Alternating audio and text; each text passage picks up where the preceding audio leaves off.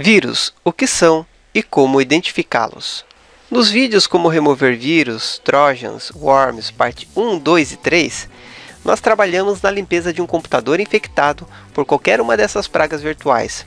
Mas você já parou para se perguntar o que são os vírus, como eles agem e de que maneira eles se disseminam? A maneira mais prática de se evitar vírus em computadores é sabendo a que finalidade foram criados. É aquela velha história de se estudar o inimigo. Quando se trata de manutenção em computadores, a grande e esmagadora maioria dos casos está relacionada a algum tipo de problema causado por esses inconvenientes virtuais. Há algum tempo atrás, era comum associar qualquer uma dessas pragas como vírus. Com o passar do tempo, os vírus foram de certa maneira evoluindo e é correto identificá-los como malwares, o que é o termo mais genérico para eles. Mas na realidade, o que são os vírus? Me surpreendo quando ouço as pessoas associando vírus de computador com vírus biológicos. Os vírus de computador nada mais são do que programas escritos com códigos maliciosos com a finalidade de danificar o sistema operacional, roubar senhas, dados pessoais ou simplesmente enviar propagandas de produtos, como é o caso do adware Texteniance.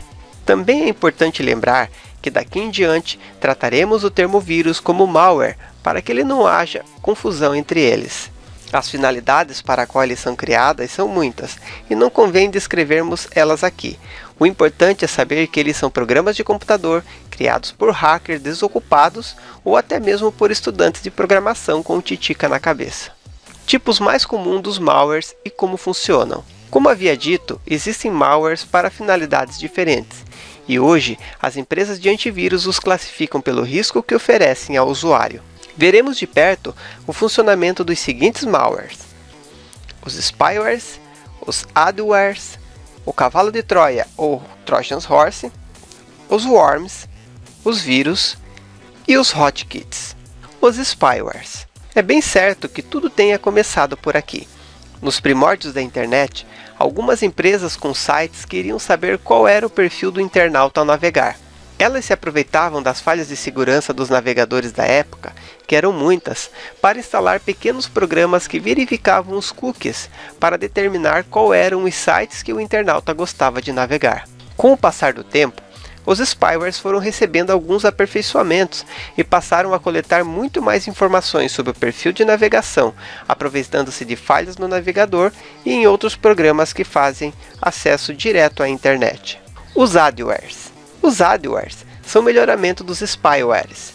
Além de fazer tudo o que um spyware faz, ele é capaz de enviar propagandas para o usuário, geralmente em janelas de pop-up, como é o caso do Texteniance. O próprio nome desse malware já traduz sua finalidade. O termo AD vem de advertising, ou seja, anúncio. Então, sabendo do gosto do internauta, as empresas enviam anúncios relacionados ao gosto do usuário. Bem engenhoso, não? O cavalo de Troia ou Trojan Horse. O nome é bem sugestivo. Lembra da história da guerra entre os gregos e os troianos, onde os gregos, depois de anos de batalha, simularam uma retirada, deixando de presente para Troia um enorme cavalo de madeira, o que fez com que os troianos levassem esse cavalo de madeira para dentro de seus muros? Pois é, eles mal sabiam que esse cavalo estava recheado com soldados gregos, que abriram os portões da fortaleza para que seus soldados entrassem, o que resultou na aniquilação do povo de Troia. Depois de nossa pequena aula de história, vamos ver que os Trojans funcionam da mesma maneira. Levam os usuários a instalar algum programa, que parece ser bom, mas que na realidade abrem as portas de comunicação com o mundo via internet, onde o criador desse malware instala os programas que realmente interessam a ele. A partir desse ponto, o criador do Trojan fica à vontade para fazer o que bem entender no computador da vítima. É como se ele estivesse em frente ao computador infectado, livre para realizar os mais diversos tipos de ações ilegais, como invadir sites, por exemplo. O grande problema é que esses programas instalados ficam praticamente imperceptíveis, rodando em segundo plano, sem o usuário sequer desconfiar.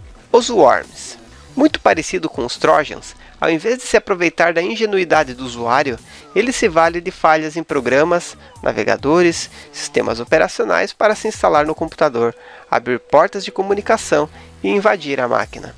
A partir desse ponto, o invasor fica à vontade para fazer o que bem entender na máquina invadida, como visualizar arquivos, invadir sites, e outras atividades criminosas. Os vírus. Os vírus se assemelham muito com o funcionamento dos Trojans e Worms no que diz respeito à propagação e infecção. A diferença está na finalidade a que os vírus foram criados. Enquanto os Trojans e os Worms passam despercebidos pelo usuário, os vírus são feitos para causar o maior estrago no computador da vítima. Mas de que maneira isso acontece? Digamos que um determinado grupo de hackers resolva criar um vírus para que, em determinada data, esse vírus bloqueie a navegação na internet no computador infectado.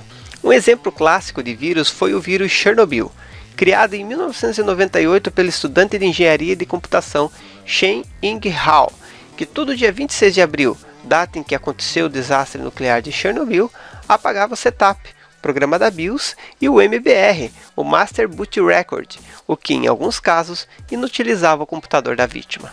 Em suma, os vírus são criados para causar algum prejuízo direto ou indireto a alguém ou alguma pessoa que tenha seu micro infectado, como por exemplo, os vírus que são criados para eliminar a pasta Meus Documentos.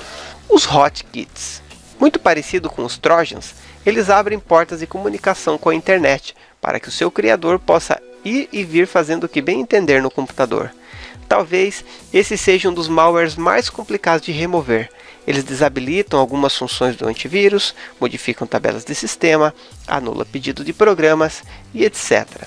Eu costumo chamá-lo de demônios dos computadores, pois são difíceis de remover e em alguns casos os danos causados por eles são irreversíveis.